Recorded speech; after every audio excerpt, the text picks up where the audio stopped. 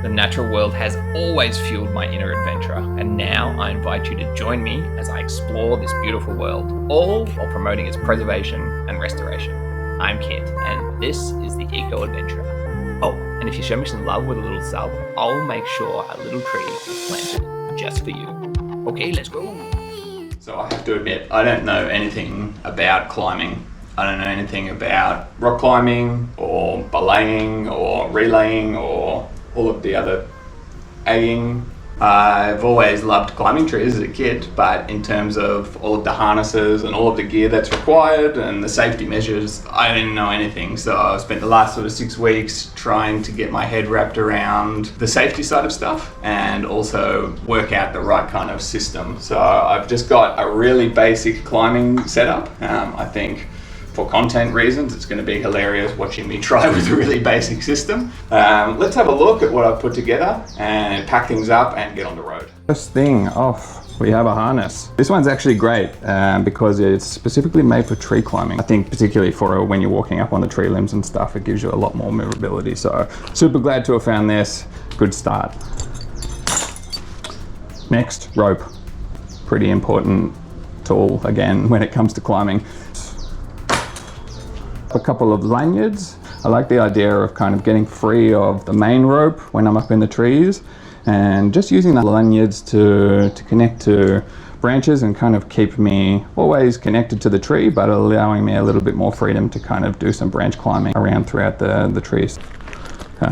First aid kit stocked up just with sort of basic stuff, mostly just little bits of hydrating things, and also who knows if I'm going to get bitten or stung or whatever up there, so just going to keep that on me just in case.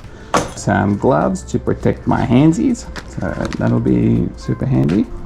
A child's sock with a bunny rabbit, a pulley. Maybe I should explain a little bit more about the sock. This here is a throw line. The sock, the idea is to put some rocks inside the sock, tie it off at the end, and then you throw the line up into the tree over a branch, and then connect that to the main rope, and then pull the main rope through, so to get up in the trees. That makes a little bit more sense. A little bit of protective eyewear. I have a knife. It kind of scares me to open a little bit. I'm not sure how I feel about carrying a knife, but it's also something I feel maybe is important when working with ropes. So I'm going to keep that on me for the time being, but also I don't think I can travel with a knife like this. And some shoes. Some shoes to protect my footsies. Shoes? Yeah, so that's it. That's pretty much the entire set. So let's just pack it up. It's the Honda 125 Click. Probably about 10 horsepower of goodness. And it's me. And 1, 2, 3. Definitely a lot more easy riding these things without 3 bags strapped to you. All right, here we go. Hey there, little baby.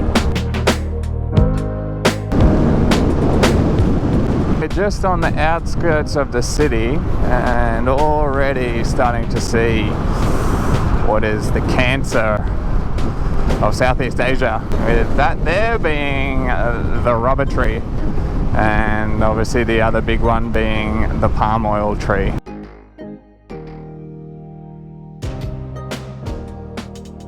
Uh, 91, brother. That'll get me where I need to go. Well, I've just filled up with a bit of fuel and gonna grab a little snack. But wow, I mean, when you think about Thailand, I think this is the kind of formations, especially southern Thailand, that you'd be expecting to see. There's a pretty flower. A sanger in my belly and a little bit of a rest for my tushy. And good to go again. Beautiful day for it. A few more hours ahead, so let's do it. Okay, start. It's really warm here in Thailand today.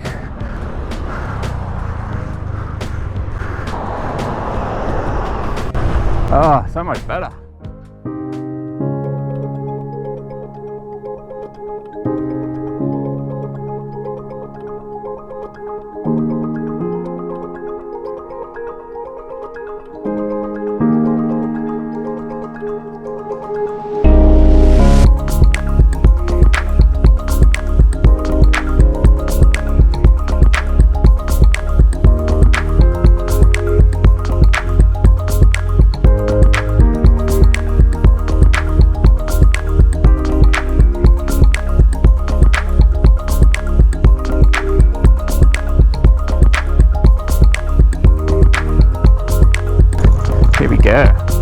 at the ferry.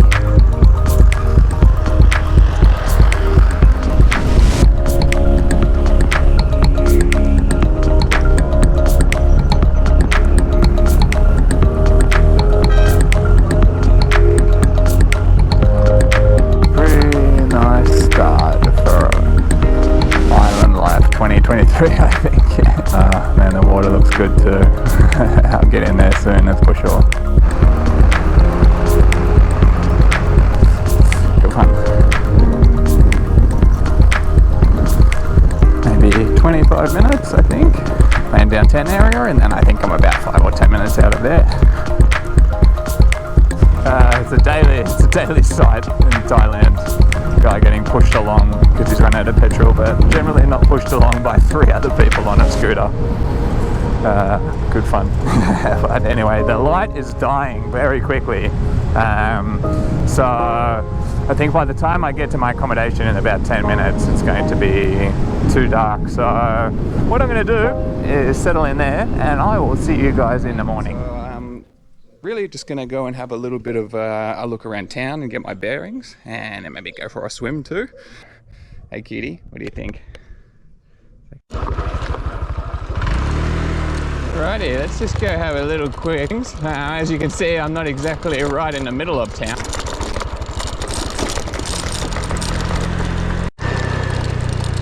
Alright, main street.